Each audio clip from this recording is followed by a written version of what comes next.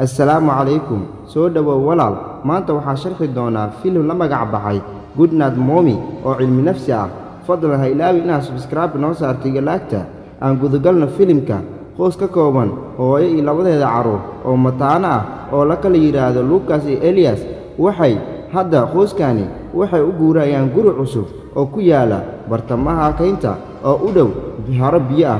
هو يدا وحي أي كم التاي kooxaysa oo aad caan ugu ah deegaanka maalmaha kamid ah Lucas iyo Elias waxay ciyaarayeen ciyaarta loo yaqaan dhuumasho agagaarka gurigooda wax yar kadib waxa ay dareemeen in hooyadood ay ku soo laabatay guriga markaa kadib labadooda waxay u degdegeen ama ay u carareen hooyadooda sida ay ula kulmi lahaayeen laakiin waxa ay kaliya arkeen haweeney wejiga faashad ugu duuban oo kaliya haweeneydaas waa hooyadood oo lagu sameeyay qalin wejiga ah lagu qurxiyo tani waxay ka dhigaysaa inay aad ula yaabaan laakiin waxa jiro wax la yaab leh oo dhici doona hooyada kaliya waxay dareenkeeda siinaysaa Elias waxayna siinaysaa cunto iyo cabitaan wayna la ciyaaraysaa waxayna u jawaabaysaa oo kaliya Elias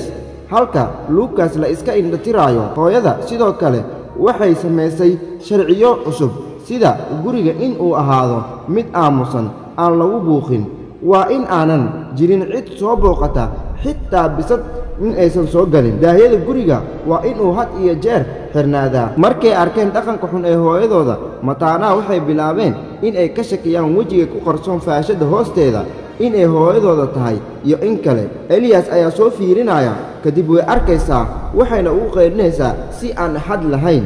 mataanahan waxa ay ka sheekaysanayaan in tani aysan ahayn hooyadooda dhabta ah weligeedna aysan sameyn lahayn sida ay hadirtaa uga canaanatay maalinta xigtay hooyada waxa ay iskaga baashaalowsaa keenta iyadoo ay wadataa nikis oo kaliya gabi ahaanba way isqaabisay kadibna faashada ayay iska furfurtay waliba iyadoo qeelinaysa maalinta xigtay Lucas iyo Elias waxay si bareer ah u abuureen dhibaato dagaal ayaa ka dhaxdhacay qoyska iyagoo mataanaha ku adkaysteen in ay rabaan inay hooyadooda dib u soo celiyaan hooyaduna waxay la tahay inay caruurteeda ilaabeen marka Elias ayaa sheegay in aysan ahayn hooyadooda dhabta ah hooyada waxay ciqaabtaa Elias oo tiraahdaa walceli in aan ahay hooyadaada dhabta ah waxay kaloo u sheegtay in uu joojiyo la hadalka Lucas tolow maxaa qaldan Elias aad ayuu ugu murugooday isagoo og in hooyadiisa doonayso in ay labadooda kala saarto dhowr maalmood ayaa ka soo wareegatay laakiin weli way necab yihiin hooyadan waxayna rabaan in ay si dhaqsi ah u helaan hooyadooda dhabta ah maalintaas kadib hooyada waxay go'aansatay in ay labadooda la kulanto ayna u sheegto in ay mar dambe xanaaqi doonin markaa kadib hooyada waxay qolka soo gashay iyadoo weji furan oo wejigeeda aanan ku xirnayn wax faashad ah laakiin Lucas Elias weli ma hubaan in ay hooyadooda tahay kadib waxay la barbar dhigeen sawirkii hore ee hooyadooda waxay ka codsadeen in ay banaanka ku soo ciyaaraan markii hooyada albaabka furtay way carareen waxayna la baxsadeen naftooda waxay u carareen dhanka iyo magaalada ugu dambeyn waxay galeen kaniisad waxayna weydiisteen caawinaad nin meesha joogay markaasuu ku yiri waxa idinka xeenaya saldhiga laakiin guriga ayuu u soo celiyay wuuna khiyaanay ninkii hooyadii ayuu wareystay arinta sida ay u jirto ayayna u sheegtay markaa kadib hooyada guriga ayay ku soo laabatay laakiin waa ay waasay Elias iyo Lucas hooyada waa ay oosay si ay u seexato isla habeenkaasi Lucas iyo Elias hooyada wax bay ku sameeyeen subaxdii waxa ay ku soo toostay wejiga labadeeda mataan iyagoo wejiga maskar ugu jiro iyo waxay garatay in ay sariirta ku xirxiran tahay mataanaha ayaa xiray iyada taasi oo u suurtoobi weysay in ay baxsato isla markaasi waxa ay bilaabeen Lucas iyo Elias in ay weydiiyaan halka ay ku sugan tahay hooyadooda dhabta ah waxay ku adkaysanaysaa hooyadaani in ay tahay iyada Lucas Elias waxay bilaabeen in ay isbarbar dhigaan sawirkii hooyadooda dhabta ah iyo hooyadan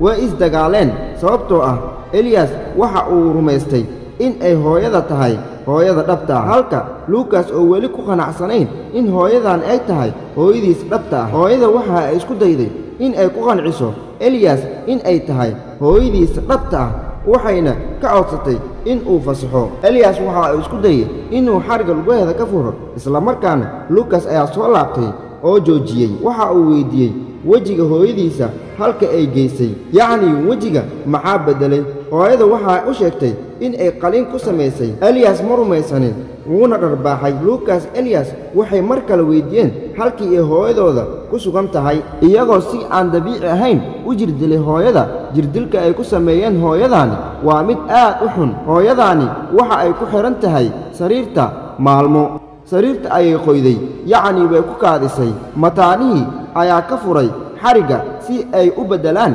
gogosha. hooyadaani waxa ay isla markiiba isku dayday in ay baxsato, laakiin mataanaha waxa ay dhigeen dabin, taasoo sababay in ay ku dhacdo, wayna suuxday. hooyadii ayaa soo toostay iyadoo lagu dhejiyey dhulka qolka fadhiga. Eliyas wuxuu isku dayayaa in uu gubo guriga si ay runta u sheegto. hooyada oo baryaysa Eliyas ayaa waxay ku tiri, haddaad iga furto xiriga waan kula ciyaari doonaa. waxayna dhahaysaa, waxaan kuu samaynayaa wax waliba oo aad rabto. waxayna ku baryaysaa in uu fasaxo si labadooda ugu sii gudbaan masiibada nolosha. hadda waxa aan soo gaarnay meesha wax waliba aan ka ogaan lahayn. Lukas waa uu dhintay. Lukas waxaa kaliya uu ahaa dhalanteed, maadaama uu Eliyas u awoodin in uu aqbalo dhimashada mataankiisa. Eliyas mar waliba waxa uu sawiran jiray Lukas, laakiin hooyada uma jeedin waxaas dhacayo. Eliyas waxa uu sheegay in Lukas daha agtiisa uu joogo oo uu dabka haayo, laakiin sida iska cad hooyada ma arki karto. Eliyas waxa uu rumaysan yahay in hooyada dhabta ah ay arki karto Lukas. markaas ayuu dabka inta uu ka qaaday guriga ku shiday. guud ahaan guriga waa uu isqabsaday. filimka waxa uu ku dhammaanayaa dabdamisyada oo dabka daminaya. sawirka ugu dambeeya ee filimka ayaa ah Eliyas iyo Lukas oo dhex maraya meel doog ah, ay suuraysanayaan in ay la joogaan hooyadooda dhabta ah. saddexdooda oo isla jooga oo dhol cadeynaya ayuu filimka dhammaanayaa. taasi waa dhammaadka filimka. sharaxaadda filimka wuxuu ahaa gabadha guriga joogtay waa hooyada dhabta ah, ma ahayn qof iska dhigaya oo damacsan khiyaano ama wax la mid ah. intaas oo idil waxa ay u samaynaysay in ay bilaabaan nolol cusub iyada iyo wiilkeeda, laakiin ma aysan dhicin. guri dhan oo farxad iyo jacayl taalay waxa uu u burburay dhimashada wiil yar dartiisa. si aan muuqaalada u soo badiyo laag saar mahadsanid.